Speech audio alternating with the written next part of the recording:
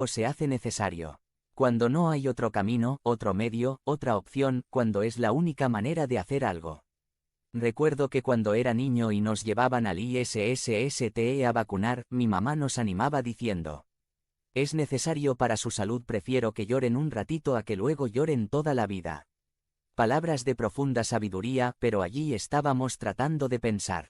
Es necesario y de todas maneras dolía igual. La inyección. Cuando algo es necesario, no hay otro camino, otro medio, otra opción, es la única manera. Este programa pactado desde la eternidad debía llevarse a cabo al pie de la letra y era necesario que Jesús se sujetara a él. Era necesario porque nadie más podía ocupar su lugar. No había alguien más que pudiera reemplazarlo en el plan del Padre. No había alguien más a quien delegarle esta pesada tarea. Nadie más podía ocupar su lugar aquel día que caminó al Calvario cargando la cruz. Nuestra condición y su condición hicieron imprescindible que Jesús dijera: es necesario que el Hijo del Hombre padezca muchas cosas y sea desechado por los ancianos, por los principales sacerdotes y por los escribas, y que sea muerto y resucite al tercer día. No había otra forma más que renunciar a sí mismo, negarse a sí mismo, no pensar en el primero y entregarse totalmente por nosotros. Esta fue la actitud de nuestro Maestro y sin duda, es un reto para nosotros sus discípulos para seguir sus pisadas. Y aquel día, con el rostro y el cuerpo ensangrentado por los azotes injustos, débil, agotado, abandonado por sus valientes discípulos, subió al monte Calvario, llevando una cruz a cuesta. Una cruz que no le pertenecía, que no era suya. Una cruz que él eligió llevar. Y extendió sus brazos y fue clavado infamemente para ser expuesto ante el mundo como el más ruin pecador, siendo el ser más puro que ha pisado la tierra. Y después de haber padecido, exclamó: consumado es. El plan de redención había sido completado. Más que un grito de derrota, este es un grito de triunfo, porque era necesario que todo esto aconteciese y así sucedió. Habiendo Jesús dicho con toda claridad que iba a padecer, morir y resucitar, nos relata el Evangelio de Mateo que Pedro inmediatamente le contrapuntó diciendo en el versículo 22 de Mateo 16. Entonces Pedro, tomándolo aparte, comenzó a reconvenirle, diciendo: Señor, ten compasión de ti, en ninguna manera esto te acontezca. Pedro lo lleva aparte, y le comienza a decir: a ver, Jesús, ¿cómo está esto que vas a sufrir y morir en Jerusalén? Creo que esta parte del plan no encaja con todo lo demás. Se supone que tú viniste a tener la primacía, no a sufrir y morir. Creo que en esta parte te equivocaste, seguramente no quisiste decir lo que dijiste. No puede ser que esto te ocurra. Pero Jesús le responde en el versículo 23. Pero él, volviéndose, dijo a Pedro: quítate de delante de mí, Satanás, me eres tropiezo, porque no pones la mira en las cosas de Dios, sino en las de los hombres. Jesús dice: ¿dónde había yo escuchado esto antes? ¿Dónde se me había dicho? Antes que yo pensara en mí primero. Que yo buscara primero lo que era más conveniente, cómodo u oportuno para mí. ¿Dónde se me había dicho que yo antepusiera mis deseos a mis responsabilidades? Así Satanás me lo había dicho antes. La perspectiva de las cosas de acuerdo con Satanás se caracteriza por poner la mira en las cosas de los intereses de los hombres en vez de la mira en las cosas o propósitos de Dios. Jesús aclara que esa manera de pensar no es la que corresponde a un discípulo de Cristo, sino a una persona que habla como habla y piensa, Satanás. Por eso le dice: apártate de mí. Yo no tengo nada que ver contigo y esa perspectiva. El mundo, con su perspectiva que fluye de Satanás, nos quiere adoctrinar con la idea de que esta vida se trata de vivir para uno mismo, de gozar y sacar provecho de cada circunstancia para los fines propios y seguir los deseos de nuestro corazón, cueste lo que cueste, y caiga quien caiga. Las palabras que Pedro le dijo a Jesús tienen su eco en versiones más contemporáneas de esa misma perspectiva de la vida, en frases e ideas como: tienes derecho de buscar tu felicidad. Haz lo que a ti te haga feliz, no importa nada más. Sentirse bien, eso es lo que importa. Primero tú, luego los demás. Tristemente, siguiendo esta manera de pensar, esposos abandonan a sus cónyuges, padres son negligentes con sus hijos, hijos no respetan a sus padres, vecinos viven en conflictos los unos con los otros, iglesias se dividen. Esta idea se filtra en nuestra perspectiva de lo que significa ser discípulo de Jesús, y tenemos la idea de que haremos y seguiremos los principios de Cristo, siempre y cuando no atenten Contra nuestra comodidad, nuestro bienestar, nuestro estatus en la sociedad o lo que consideramos valioso aquí en la tierra. Qué tan distintos hemos llegado a ser a los primeros discípulos de Jesús que aun en medio de la persecución y de peligrar su vida misma, siguieron estando dispuestos a avanzar con el Evangelio y lo siguieron compartiendo con otros, no pensando en ellos mismos, sino en la causa del reino. Y nosotros, si el horario es conveniente y no se interpone algo que sea más importante o que me haga más feliz, entonces, participaré en el discipulado de alguien más. Los lunes no puedo porque es la final de Survival. El martes tampoco porque es el día que hago ejercicio.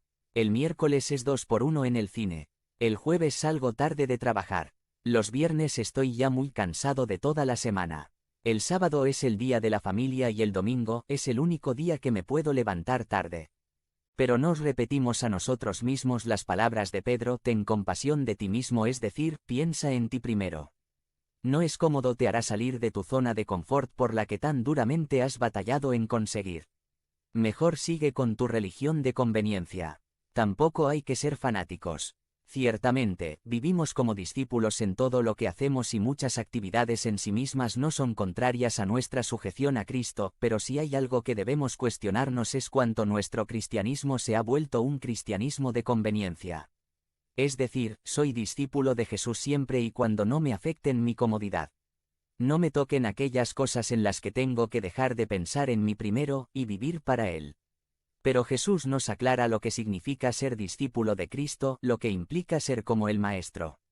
Nos dice el versículo 24. Entonces Jesús dijo a sus discípulos: si alguno quiere venir en pos de mí, niéguese a sí mismo y tome su cruz, y sígame. Inmediatamente después de anunciarles el programa de redención para el cual era necesario que Él padeciera, muriera y resucitara, Jesús indica que, si alguno quiere ser su discípulo, si alguno ha entendido lo que hice por Él, si alguno quiere seguirme para siempre, entonces tiene que tener una nueva manera de pensar acerca de sí mismo. Si antes pensabas que lo único que importaba era tu comodidad, tu bienestar, tu satisfacción, tu felicidad, ahora tienes que comenzar con poner a alguien más en ese lugar. Ya no más tú, sino Cristo.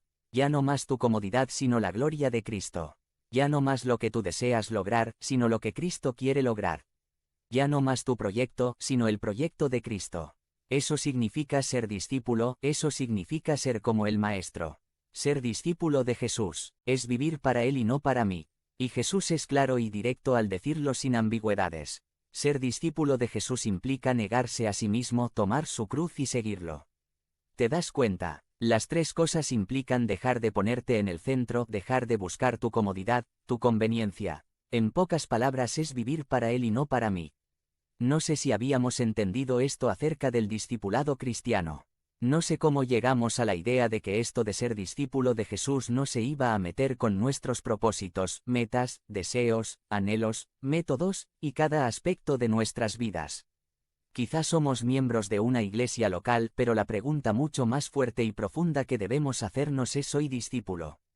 Tristemente, en la actualidad lo que debía ser lo mismo, no necesariamente es así.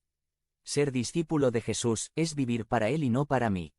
Él mismo lo aclara en este pasaje y nos dice que hay que morir a uno mismo, hay que estar listo para llevar la cruz y hay que seguir sus pisadas en todo. Ser discípulo del Maestro implica una renuncia total a uno mismo y una entrega total a Cristo. Ser discípulo de Jesús implica morir a mí mismo. Es cambiar mis deseos personales por sus deseos. Es cambiar mis metas por sus metas. Es usar sus métodos, no los míos. Es hablar sus palabras, no las mías. Es vivir de acuerdo con su estilo de vida, no con el que me dé la gana. Un estilo de vida que no se trate de mí, sino de Él. Aprender a callar cuando quiera hablar. Aprender a hablar cuando quiera callar. Aprender a ser paciente en vez de explotar. Aprender a ser diligente cuando quiera ser desidioso. Aprender a pedir perdón cuando quiera alejarme en mi orgullo. Aprender a compartir en vez de ser egoísta. Aprender a decir no a la impureza sexual cuando sea tentado a macharme con ella. Ser discípulo de Jesús implica tomar mi cruz. Es decir, estar cada día listo a vivir y a morir por Él. Mi vida ya no cuenta, solo cuenta el que Jesús sea conocido en la tierra y que Dios sea glorificado. Por eso, esos primeros cristianos tomaron su cruz y estuvieron dispuestos a ser devorados por leones en el circo romano, antes de negar su fe y doblar su rodilla ante alguien que no fuera Jesucristo. Hasta este momento no sufrimos persecución hasta esos niveles. Lo nuestro se traduce a rechazos, burlas, discriminación, despidos, aislamientos, agresiones verbales e incluso, en algunos casos, físicas por causa de nuestra fe. Pero la Biblia nos advierte que esto puede llegar a pasarnos y a niveles intensos. Con todas las ideologías que están en boga, no tardará mucho en ser probada nuestra lealtad a Cristo con cosas peores. ¿Cómo responderemos? Diremos, soy discípulo, o seguiremos viviendo en una supuesta fe de conveniencia que no está dispuesta a sacrificar su comodidad cuando llegue el momento de prueba. Ser discípulos de Jesús también implica seguirlo. Regir mi vida por sus preceptos, por su ejemplo, por sus promesas. Seguirlo a donde quiera que me lleve, aunque no sea el camino más fácil, ni el más cómodo, ni el más rápido. Por su gracia, al seguirlo, no tengo que prestar mi boca para chismear, blasfemar, gritar, mentir, adular, engañar. No tengo que usar mis ojos para envidiar, para codiciar, para deleitarme en lo prohibido. No tengo que usar mis manos para golpear, para destruir, para ofender. No tengo que usar mi cuerpo como instrumento de iniquidad. No tengo que decirle sí al pecado cada vez que toque a la puerta o que me invita a pasear con él. Al seguirlo, viviré regido por sus preceptos, por su ejemplo, y sus promesas que son mías por su gracia. Jesús agrega algo más en este pasaje en Mateo 16:25. Porque todo el que quiera salvar su vida, la perderá, y todo el que pierda su vida por causa de mí, la hallará. Ser discípulo de Jesús es perder tu vida, tu comodidad, dejar de ser tú la prioridad, pero al hacerlo estás hallando la verdadera vida y el propósito correcto para vivirla. Cuando lo pierdes todo, hallas todo lo que conforma la vida verdadera y abundante que es solo en Cristo Jesús. Jesús no hace publicidad engañosa. Ser su discípulo no es algo glamuroso, cómodo ni fácil. Ser discípulo de Jesús es vivir para Él y no para mí. Pero al perder mi vida, estaré perdiendo solo aquello que de por sí no valía la pena comparado con lo que hallaré en una vida vivida solo para Él. La pregunta importante para cada uno de nosotros es: ¿soy discípulo? He perdido mi vida por causa de Cristo. He hallado la vida verdadera en Jesús. Estoy negándome a mí mismo. He tomado mi cruz. Estoy siguiendo a Jesús por todo camino donde me guíe. Estoy viviendo para Él o para mí. Que el Señor nos ayude y guíe para ir comprendiendo y profundizando en nuestro entendimiento de lo que significa ser discípulos de Jesús. Que el Señor nos saque de nuestra comodidad, es decir, que incomode a los que estamos cómodos y nos lleve a dar pasos de entrega total al único que merece ser seguido y merece toda nuestra lealtad. Que Dios nos ayude a ser discípulos que entienden que no viven para sí mismos sino para Jesús, para la gloria de Dios. Conviértete en miembro del canal y sé un instrumento de la palabra de Dios. No dejes pasar esta oportunidad de impactar vidas. Haz clic en el enlace de la descripción ahora y ayúdanos a difundir la palabra de Dios. Elevándose por encima by John Singarayar SVD. Sumari. Elevándose por encima Sagrada Escritura. Marcos 1:29-39.